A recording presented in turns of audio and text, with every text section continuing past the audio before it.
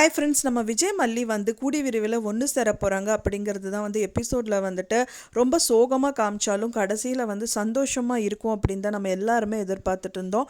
So அப்படி தான் இருக்கும் அப்படின்னு சொல்லிட்டு நானும் எதிர்பார்க்குறேன் ஃப்ரெண்ட்ஸ். அதுக்கான கட்டங்கள் தான் வந்து ரொம்ப சுவாரஸ்யமாக நகர்ந்துட்டுருக்கு அப்படின்னு சொல்லலாம்.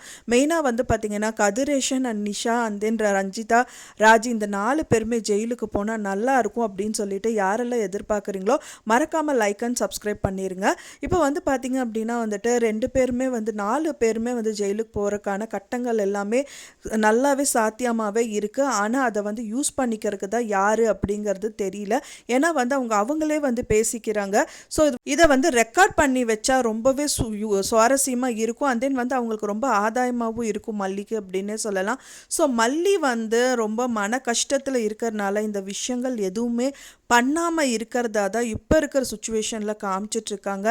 ஆனால் வந்து மல்லியே பண்ணாட்டாலும் வந்து பார்த்திங்க அப்படின்னா Kathiresan and Nisha and then வந்து ராஜி 3 பேரும் வந்து பேசிக்கிறதெல்லாம் வந்து கண்டிப்பாக வந்து ரெக்கார்டாக இருந்தது.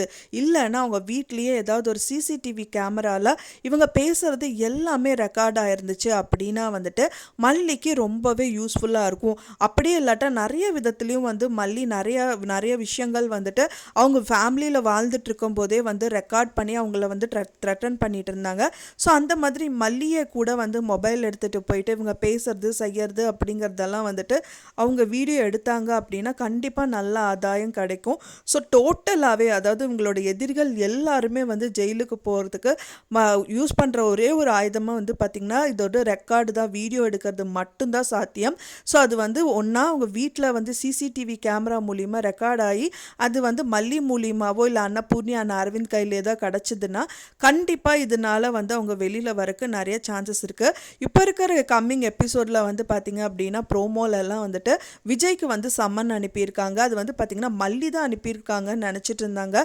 டைவர்ஸ்க்காக வந்து வந்திருக்கு அப்படின்னு நினச்சிட்டு அன்னபூர்ணி அம்மா கூட தப்பாக நினச்சிடுறாங்க. பட் ஆனால் அந்த சம்மன் வந்து பார்த்திங்க அப்படின்னா வந்துட்டு கதிரேஷன் அனுப்புனது. கதிரேஷன் வந்து பார்த்திங்கன்னா அவங்க பெரிய பொண்ணு வந்துட்டு ரேணுகா வந்து இறந்து போனதுக்கு காரணமே விஜய் தான் கொலை பண்ணாரு அப்படின்னு சொல்லிட்டு வக்கீல் நோட்டீஸ் கொடுத்துருக்காங்க. அது மட்டும் இல்லாமல் வந்து வெண்பாவோட கஸ்டடி விஷயமாகவும் ப்ளஸ் இதுவும் ரெண்டுமே சேர்த்து கேஸ் போடுறதா வந்துட்டு விஜய்க்கு வந்துட்டு சம்மன் அனுப்பியிருக்காங்க. அது அவங்க கைக்கு ரிசீவ் ஆனவுடனே அன்னபூர்ணி அம்மாவும் படித்து பார்த்துட்டு என்ன தம்பி இதெல்லாம் வந்து பார்த்தீங்கன்னா சம்மன் அப்படின்னு பார்த்தோன்னே நான் வந்து வெண்பாவோட கஸ்டடி கேஸுன்னு நினச்சிட்டு இருந்தேன். ஆனால் வந்து ரேணுகாவோட கொலை கேஸுன்னு கூட வந்திருக்கேன் அப்படிங்கும்போது ஆமாம் ரெண்டுத்துலேயும் சிக்க விடுறதுக்காக கதிரேஷன் இந்த மாதிரி விஷயங்கள் எல்லாமே பண்ணியிருக்காரு. எனக்கு ஒரு விஷயம் என்னன்னு ஒன்றுமே புரியலம்மா. ஏன்னா வந்து நாளைக்கு கோர்ட்டில் ஆஜராகிறதுக்கு இன்றைக்கி வந்து நம்மளுக்கு நோட்டீஸ் கையில் வருது. ஒன்றுமே புரியல, இதுக்கு முன்னாடி ஏதாவது வந்துச்சா அப்படிங்கிற மாதிரி கேட்குறாரு. அதெல்லாம் எதுவுமே வரலையே தம்பி, அப்படின்னா நான் சைன் பண்ணி தானே வாங்கியிருப்பேன், வாங்கியிருந்தால் உங்களுக்கு கொடுக்காமையா இருக்க போகிறேன் அப்படிங்கிற மாதிரி சொல்லுவாங்க. ஒரு சமயம் மல்லி வந்து வாங்கியிருந்தா என்ன அவள் வாங்கியிருப்பாளோ என்னவோ அப்படின்னு சொல்லும்போது அப்பவும் வந்து மல்லி அவர் விட்டு கொடுக்காம தான் பேசுகிறாரு. கண்டிப்பாக மல்லி வாங்கியிருக்க மாட்டா. வாங்கியிருந்தால் இது வந்து எவ்வளோ ஒரு முக்கியமான விஷயங்கிறது அவளுக்கு தெரியும்.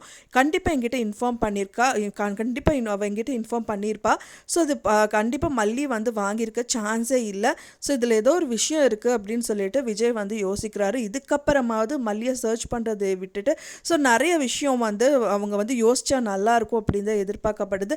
திடீர்னு ஏன் வந்து இப்போ மல்லி வந்து டைவர்ஸ் பெட்டிஷன் கொடுக்கணும், எதுக்கு திடீர்னு இது வருது? ஸோ இதுக்கு ஏதாவது மேட்ச் பண்ணி பார்க்கும்போது கண்டிப்பாக யாராவது வந்து மல்லியை த்ரெட்டன் பண்ணதாக தான் இருக்கும் அப்படின்னு நினச்சாங்கன்னா இந்த கேஸை வந்து ஸ்மூத்தாக மூவ் பண்ணுறதுக்கு சான்சஸ் இருக்குது. ஸோ நாளைக்கு அப்படின்னு சொல்லியிருக்காங்க. நாளைக்கு அப்படிங்கிறதுக்குள்ளே ஏதாவது ஒரு ஹிண்ட்டோ ஏதாவது ஒரு விஷயங்கள் மல்லி கையிலையோ விஜய் கையிலையோ இல்லை அரவிந்த் இல்லை அன்னபூர்ணி அம்மா கையிலையோ சிக்குச்சுன்னா கண்டிப்பாக வந்து இவங்க 4 பேருமே அரெஸ்ட் பண்ணுறதுக்கு நல்ல பாசிபிலிட்டி.